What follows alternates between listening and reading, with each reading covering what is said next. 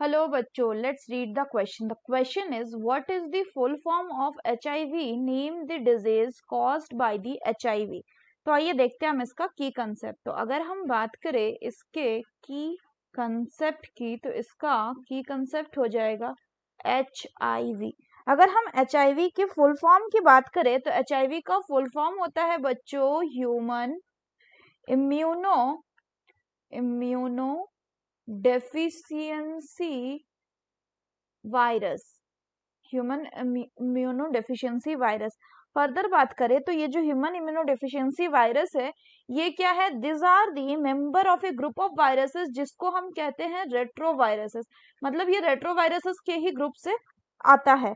तो retro viruses group से आता है, इसका मतलब इसके पास क्या है? इसका मतलब अगर बात करें इसके स्ट्रक्चर की, तो इसके पास प्रेजेंट होता है बच्चों आपका एक protein coat. This is the protein coat plus इसके पास प्रेजेंट होता है क्या? एक जेनेटिक मटेरियल. और जेनेटिक मटेरियल में जनरली जो जेनेटिक मटेरियल होता है that is RNA in case of retroviruses. इनकी खासियत ये होती है कि ये जो रेट्रोवायरसेस होते हैं इनके पास एक स्पेशल टाइप ऑफ एंजाइम होता है.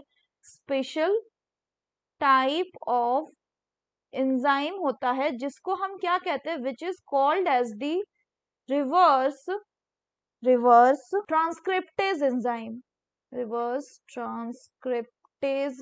एंजाइम. और ये जो रिवर्स ट्रांसक्रिप्टेज है इसके पास काबिलियत होती है कि ये आरएनए से डीएनए बना दे. जनरली हमें पता है कि डीएनए से आरएनए बनता है, लेकिन इसमें खासियत होती है कि ये आरएनए से डीएनए बना सकता है.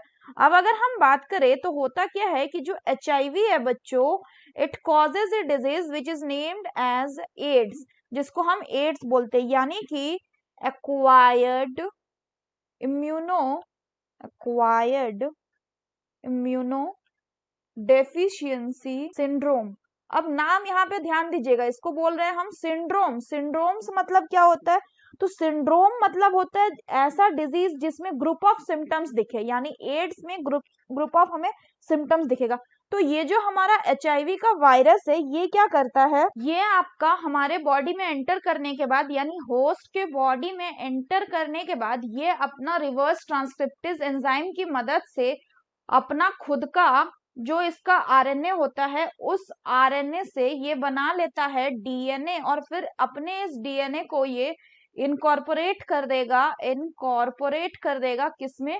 होस्ट के जीनोम के साथ, और फर्दर इसके बाद ये क्या करेगा? It will then replicate and produce it copy number and produce more viruses. हम बोल सकते हैं प्रोड्यूसेस मोर वायरसेस. और इसके बाद जब एक बार ये ज्यादा वायरसेस प्रोड्यूस हो गया, उसके बाद ये जो फर्दर एचआईवी के वायरसेस प्रोड्यूस हुए ये क्या करेंगे? दे विल देन अटैक दी. फिर इसके बाद ये बच्चों आपका अटैक करते हैं किसको? हेल्पर टी लिम्फोसाइट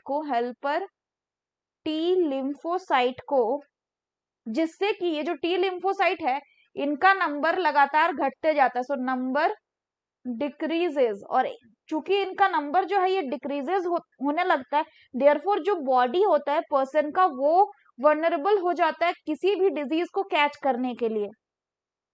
देयरफॉर इस टाइम पे जो पर्सन होता है वो सर्टेन सिम्टम्स जैसे कि फीवर, डायरिया, वेट लॉस जैसे चीजों से सफर कर सकता है. तो इसीलिए जनरली एड्स में जो पर्सन का डेथ होता है बच्चों, वो एड्स से नहीं होता. आपका इम्यून सिस्टम को ये वायरस इतना ज्यादा वीक कर देता है कि नॉर्मल सिंपल सा कोई, अगर जैसे मान लीजिए कोई बैक्टीरियल डिजीज हो गया जैसे कि माइकोबैक्टीरियम, कोई भी छोटा सा सिंपल सा डिजीज, उससे आपकी डेथ हो सकती है. So that's all for the question बच्चों. Hope you understood it well. Best of luck.